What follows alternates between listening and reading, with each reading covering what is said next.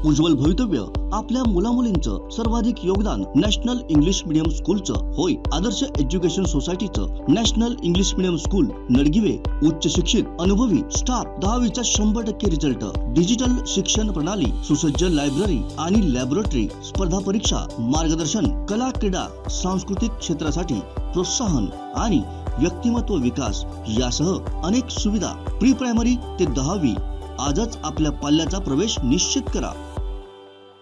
बदलत्या हवामानामुळे कोकणातील आंबा आणि काजू बागायतदार हवालदिल झालाय।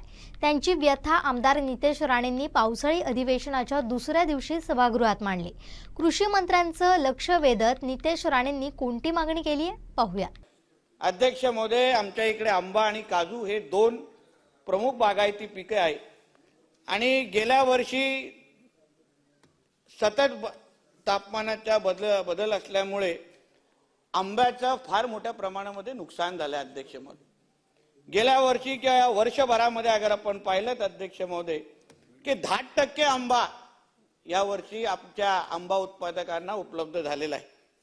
फळांचा राजा म्हणून आपण आंब्याकडे पाहतो, आंब्या संदर्भात असंख्य बातम्या आपल्याला ऐकायला भेटतात। प्रत्येक जण आपण चवीने आंबा खातो, पण आंबा उत्पादन करणारा जो शेतकरी आहे अध्यक्ष महोदय आज तो संकटात आहे।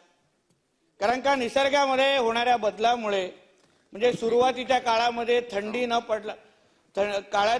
पडल्यामुळे आंबा झाडांना मोहरच आलं नाही। नंतरच्या मोहराच्या पीक एप्रिल महिन्यात सुमारे 10 ते 15% आंबा उपलब्ध झाला आणि या वर्षी फेब्रुवारीच्या अखेर तापमानात प्रचंड वाढ, सुमारे 44 अंश सेल्सिअस पर्यंत तापमान वाढलं। याचा परिणाम छोट्या आकाराच्या आंबा फळांवर झालेला आहे अध्यक्ष महोदय।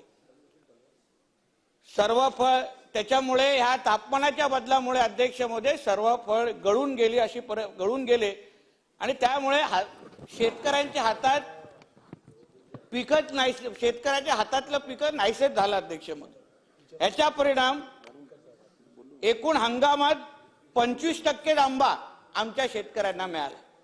शेतकऱ्यांना वर्षभर मशागत केल्यानंतर हेक्टरी किमान 2 लाख रुपये खर्च येतो, पण अध्यक्ष महोदय या सगळ्या बदलामुळे 1 टन उत्पादक म्हणजे सुमारे 50,000 रुपये उत्पादन यावेळी आमच्या शेतकऱ्यांना उत्पादकांना मिळालेलं आहे।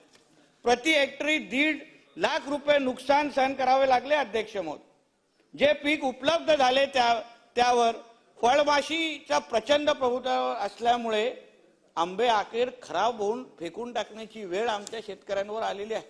फळमाशी नियंत्रणाच्या संदर्भात मी मंत्री महोदयांना सांगेन की ह्याच्या अगोदरी जे कृषी मंत्री होते त्यांनाही आम्ही निवेदन दिलं होतं की ज्या फळमाशीच्या ह्या नियंत्रणासाठी त्यांनी एक बैठक घ्यावी, जेणेकरून नेमकं काय करायला हवं याहीबद्दल आपण त्या निमित्ताने चर्चा करू शकतो।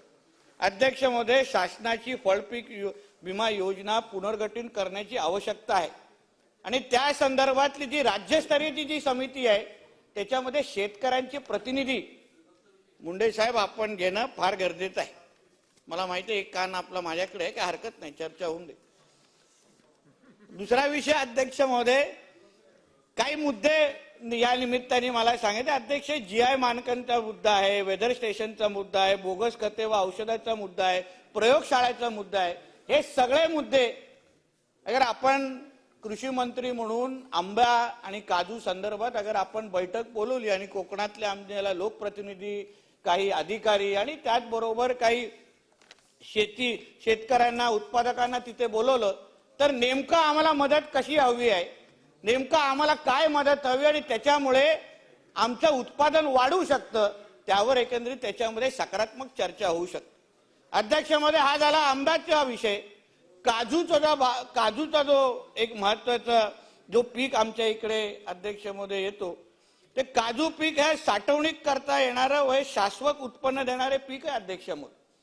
सिंधुदुर्ग जिल्ह्यामध्ये सुमारे 75,000 हेक्टर आर क्षेत्राचं काजू लागवड असून त्यापैकी सुमारे 70,000 हेक्टर आर क्षेत्र उत्पादन देते।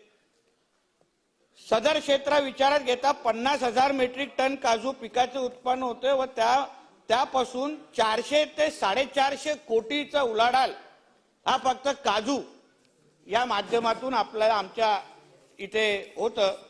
अध्यक्ष महोदय, काजू लागवड मोठ्या प्रमाणामध्ये वाढ होत असल्यामुळे काजू उत्पादनाचा खर्च शेतकऱ्याच्या सध्या परिस्थितीमध्ये नुकसान होत आहे.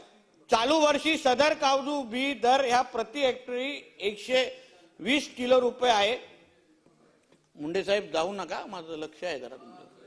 हा एक ठीक आहे, पण तुमचे अधिकारी असतील तर लिहून घ्या नंतर. लिहून घ्या. कोकणामध्ये काय तडजोड नका, व्यवस्थित लिहून घ्या. काय हरकत नाही, त्यांचं पूर्ण लक्ष आमच्यावर आहे. बोलू नका, सगळे 25-15 इथेच येत आहेत, चिंता करू नका. म्हणून अध्यक्ष मध्ये काजू दर बी प्रति किलो 120 रुपयाचा दर उत्पादन जवळपास 130 रुपयापर्यंत आहे.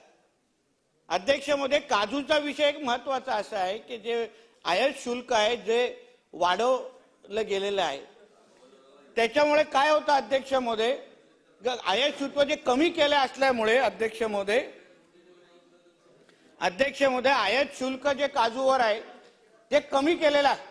त्याचं नुकसान आम्हाला असं झालेलं आहे की बाहेरचा काजू म्हणजे साऊथ आफ्रिका, टंझानिया, बेनिनचा काजू मोठ्या प्रमाणामध्ये आमच्या कोकणामध्ये, सिंधुदुर्गामध्ये, रत्नागिरीमध्ये यायला लागलेला आहे.